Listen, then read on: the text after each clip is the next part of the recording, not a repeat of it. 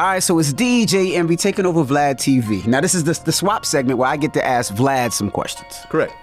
All right, Vlad, so you've been doing VladTV for how long now? Since 2008. Since 2008. Mm-hmm. So where do you see VladTV going in the next couple of years, and where do you want it to go?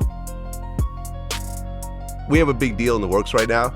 I'm not going to say who it's with or what exactly it is, but in the coming months, there should be a big announcement about what the next level of VladTV is about to be. Would that be television or their own network? Could be a lot of stuff. I don't want to put it out there yet because the early part of the deal is in place, but the big deal hasn't been announced yet. So once that's announced, then best believe I'll come by the Breakfast Club again and talk all about it, and it's going to be a pretty big deal. I'll tell you off camera what it is. Now you also recently talked about the most money you ever spent for an interview. Yes. What was that number? I don't want to say, but it was, I'll put it like this. It was more than Marlon Wayans asked for. So put that number together. Okay. Yeah, and that was for the Tekashi 6ix9ine interview. Tekashi 6ix9ine interview. All right, so was it $1 million? No, it was not $1 million. Okay, just ask. It's not $1 million. That's the first thing. No interview in the world is worth $1 million. So when you talk about paying an artist for an interview, does it... Not just artists. All sorts of people. All sorts of people. Artists. When I mean artists, professional players, people that you do interviews with. Sports players, gangsters, a lot of people. Do you ever get nervous or feel like it's muddy in the waters, right? And the reason I ask is now when Vlad reaches out to somebody to do an interview, the first thing that they possibly think is, well, how much can I get for it? Opposed to before where it was like, yeah, I would love to come on your platform because I think we can have a great conversation. Do you ever feel like that will be a problem, especially when you talk about them? Like before, you know, it was assumed that maybe Vlad paid somebody or maybe somebody else paid somebody to do an interview. But when you talk about it, it's like, does that muddy the water makes you feel nervous of getting artists? No, because the majority of interviews we don't pay for. I'm not paying you for this interview.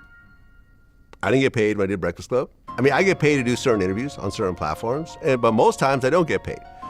So at the end of the day, it's not always that, but we're in an area where for the first time in history, there are so many interview platforms.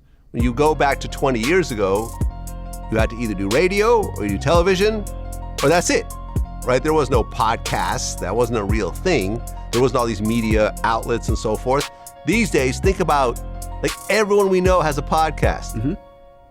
Fat Joe and Jadakiss has a podcast. LeBron James has a podcast. Paul George has a podcast. Keke Palmer has a podcast. Like, all the actors, everyone has podcasts. Like, all the comedians I know have their own podcasts.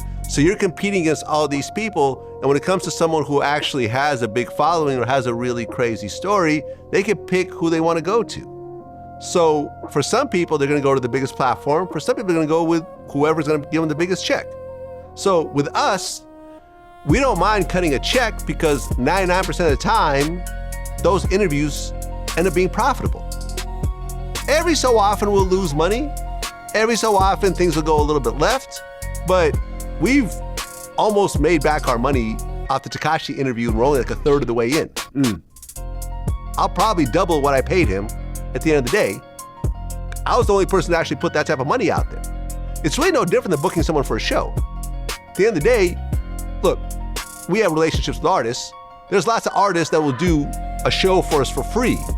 But if you have a hot artist and you don't really have a close relationship, you're gonna have to pay that person. Absolutely. And if that show makes money, everyone's happy.